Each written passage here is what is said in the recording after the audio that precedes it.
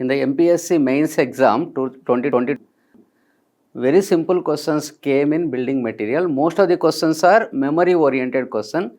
Some questions are the simple fundamental definition oriented questions. Very easy to answer the questions if you have little rigorous preparation. You see this question. The vertical member of a frame which is employed to subdivide a window or a door. So this is the door shutter frame. Left panel, right panel. This is the central part which is subdividing the door into two parts. What is that called? Mullion. Mullion is the central part which subdivides the door shutter or frame into two parts. The following paint hardens by evaporation of thinner or solvent is generally cellulose paint. In cellulose paint, the thinner or solvent will be dried up very quickly and you get very soft, smooth and hard surface of the paint remaining on the surface. If you want a quick drying of the paint, long lasting with smooth finish and lustrous or shiny finish, we go for cellulose paints. Cellulose paints are very commonly used if you want to dry up the paints in a quick manner.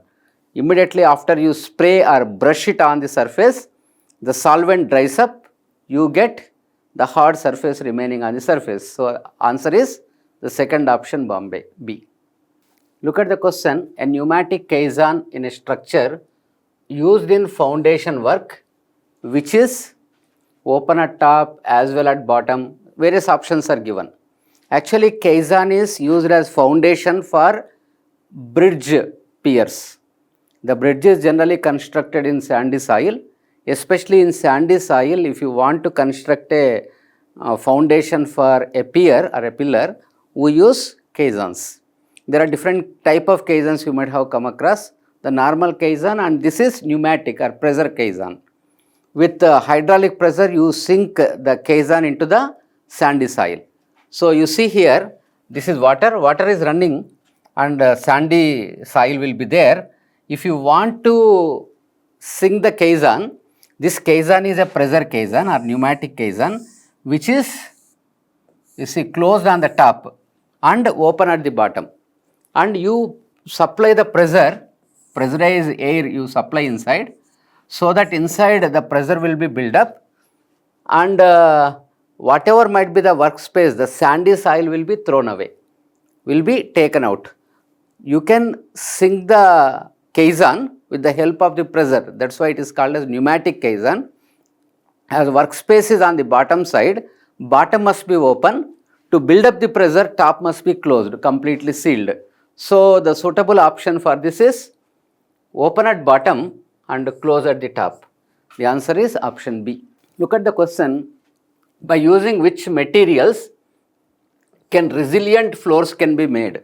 Resilient means which can receive the shock and vibrations easily. Especially resilient flooring is required in case of auditoriums, stadiums, even if any indoor games are going on like shuttle badminton, table tennis, even football, indoor football and even the hockey. In that case, the people are using resilient or shock absorbent flooring is required. Even in case of gymnasiums, we require resilient flooring. You get resilient flooring by PVC, polyvinyl chloride. Rubber also gives you a sort of cushioning action which absorbs the shock. Linoleum, this is linoleum actually. This is a linoleum flooring. It is a kind of rubber only. You see that thickness is very small. You can fix it. It gives you a sort of wooden texture. Whatever texture you want, you will get it. It seems to be very natural, but it takes a lot of impact energy it absorbs. Linoleum is best for the indoor stadiums and all, if you want look and feel. So, the present answer is all are correct. You can choose D as the option now. See the question, which defect in timber is an early sign of decay? Sign means indication of decay. So, which defect in timber is an early sign of decay? especially if the tree is standing, you can get lot of defects, but presently if you look at the options, they have given all shakes only. All different shakes are given. Actually, you can have the defects by fungus, defects by insects, defects by so many other things, but in the options they are concentrating only on the shakes. We have various shakes. So this is cup shake. Cup shake is something similar to a cup here, and once the cup continues, you get the ring shake. A continuation of cup shake is nothing but a ring shake, and this is a heart shake. Heart shake is the radial cracks which are coming from the heart wood to the the bark. From inside to out, the crack will be expanding. And star shake is the crack, wide crack outside. As you go inside, the crack is reducing like that. These are all radial shakes. So among all, the star shake can be seen from outside. As an indication, you can't observe the cup shake, you can't observe the ring shake, you can't observe the heart shake. Heart problems we can't identify until we get heart stroke. That's why heart attack is very dangerous. The people go away by heart attack because it is not predetermined. So star shake can be a sort of crack developing on the surface. It is an indication that the crack may extend inside. It is a pre-indication that the crack may extend inside.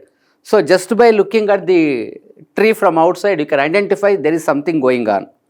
So star shake can be visible and it can be early sign of decay, you can say. These things may happen but you can't identify them. Even ring shake may be inside, you can't identify. Cup shake is the starting point of the ring shake. Cup extension is our ring shake, but these we can't identify from outside. So the primary identification of the shakes can be possible with star shake. So answer here is the star shake. Answer is option B, you can say. Look at this question.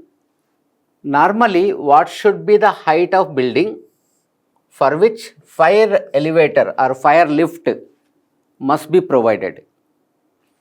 All the norms for fire safety or firefighting are given in IS 1643, Bureau of Indian Standards 1643.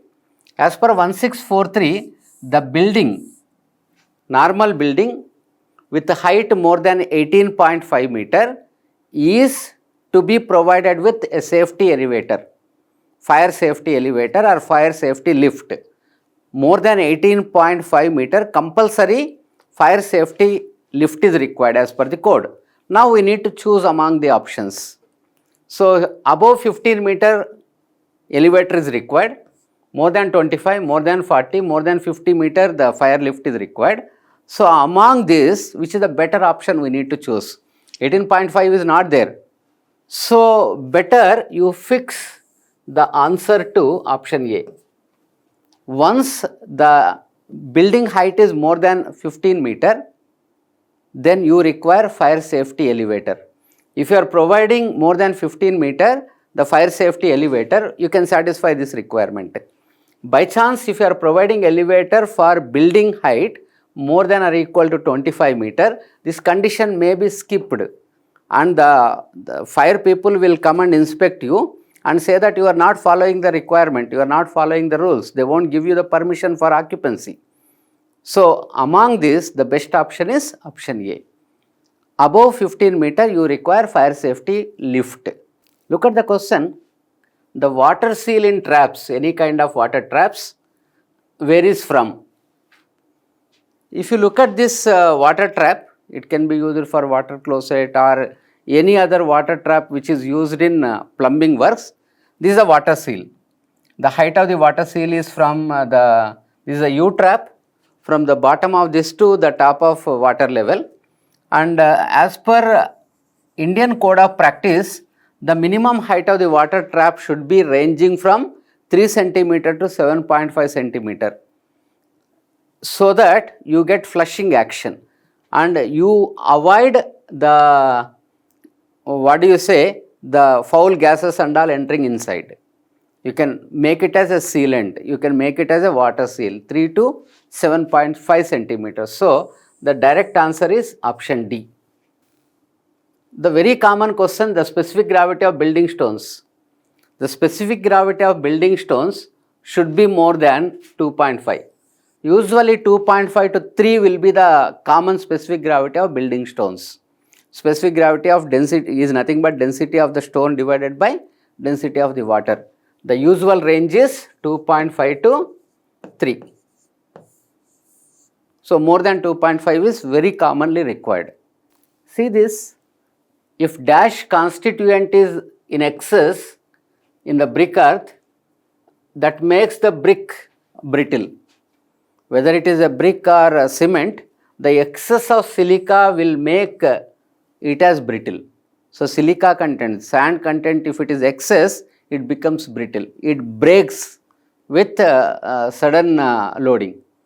So, silica content should be as per the requirement only. Don't go beyond a particular limit. So, silica, excess of silica makes the brick a brittle brick.